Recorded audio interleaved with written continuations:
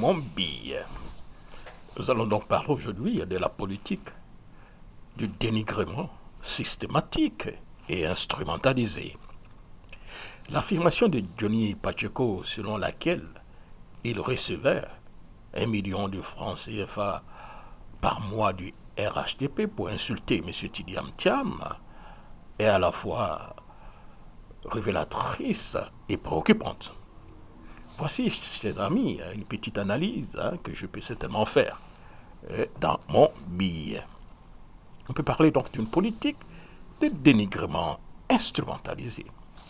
Si cette déclaration est véridique, elle montre que certaines pratiques au sein du RHDP ou d'autres partis politiques reposent sur le financement d'opérations de dénigrement contre des adversaires politiques. Ces stratégies détournent l'attention des véritables enjeux politiques pour se concentrer sur des attaques personnelles, alimentant ainsi une atmosphère de haine et de division. Cela va à l'encontre de l'éthique politique et de la promotion donc des débats démocratiques sains. Le ciblage de M. Tidiam Thiam. M. Tidiam Thiam, actuel président du PDCI-RDA, incarne le défi sérieux pour le RHDP en vue donc des élections de 2025. Son image d'homme intègre et compétent, renforcée donc par sa carrière internationale, pourrait menacer l'hégémonie du pouvoir actuel. Le recours donc à des campagnes de dénigrement pourrait être donc une tentative de ternir son image auprès des électeurs, mais peine perdue. La question des fonds publics.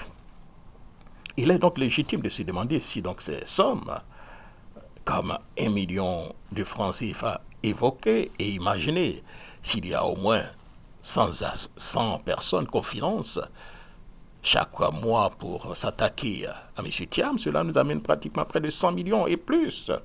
Proviennent-ils des caisses ou du parti, ou pire, des fonds publics?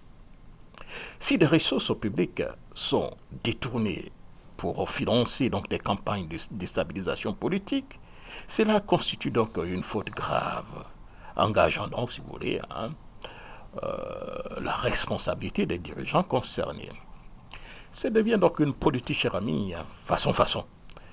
Le terme façon traduit donc une politique qui repose davantage sur des stratégies de manipulation, de propagande et d'artifice que sur donc des actions concrètes pour le bien-être des citoyens. Cette politique semble favoriser l'apparence sur le fond et donner donc la priorité donc aux affrontements verbaux, aux alliances opportunistes et donc une communication agressive au détriment de véritables programmes de développement. Les conséquences, chers amis, nous allons parler donc de cette politique de dénigrement systématique financée par des partis politiques contre des adversaires. Il y a donc une perte de crédibilité. Ce type donc, de pratique discrédite non seulement le parti au pouvoir, mais aussi la politique ivoirienne en général. Et ça se comprend pourquoi on a du mal à faire enrôler donc des jeunes Ivoiriens. Une frustration donc populaire. Les Ivoiriens fatigués donc des querelles stériles pourraient donc exiger donc un changement de paradigme. Et nous avons vraiment besoin de ce changement de paradigme, favorisant donc des acteurs politiques qui prônent la transparence et l'unité. Je comprends pourquoi Tidiam Thiam fait peur. Le risque donc de polarisation.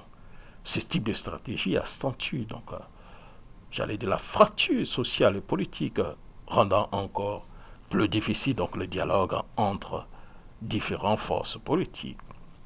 Chers amis, en conclusion, si ces allégations sont avérées, elles renforcent donc l'idée que donc la politique ivoirienne a encore besoin donc de maturité et de professionnalisation.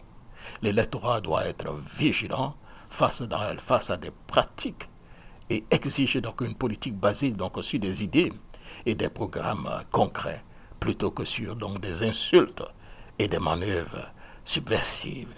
M. Thiam, comme d'autres acteurs politiques, gagnerait à concentrer donc sa campagne sur donc des propositions tangibles pour l'avenir de la Côte d'Ivoire plutôt que de répondre à ces attaques, à ces balivernes.